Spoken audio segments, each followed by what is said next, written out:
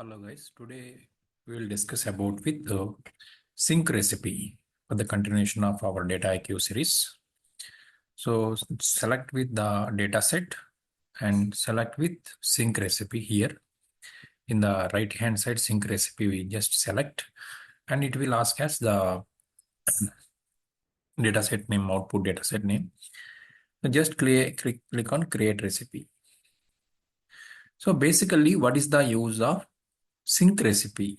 So sync recipe, basically one of the reason you may want to use the sync recipe is to copy your data into another database. That is the main motto of the sync recipe. To copy your data into another database is the sync recipe. So simply here what we are doing, why we had to copy into another database called as, for example, if you are uploading the database from your local file, that is to be copied into the XSL database or SQL database or in cloud database. So that is the use of sync recipe. So here, if you consider as see with this data set, input data set, we have given this one, and output data set, what we are doing is output data set we have stored as this orders one copy data set, and then click on run. So once the run is to be completed, we will see the output of the data set.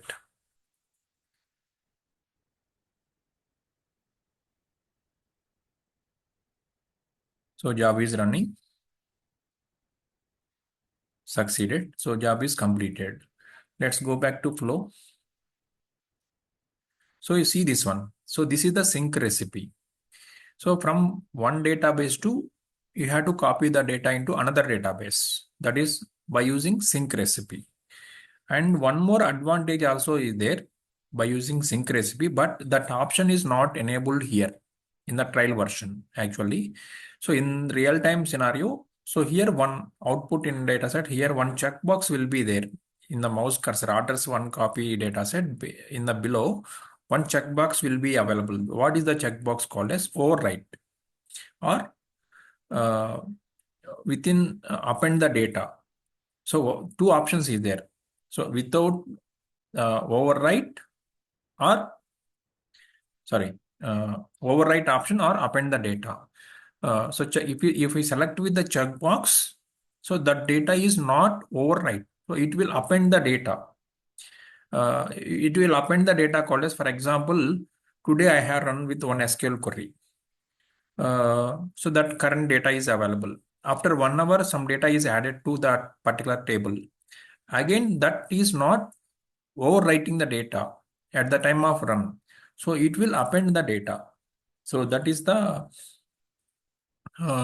scenario of append. So when we have to run with the append called as, for example, if you are running with the scenario of hourly basis or daily basis or weekly basis, at the time we are running with the append the data. So we can't overwrite the data at the time. Okay. So that is the option of overwrite and append. Okay. Thank you. Thank you for watching.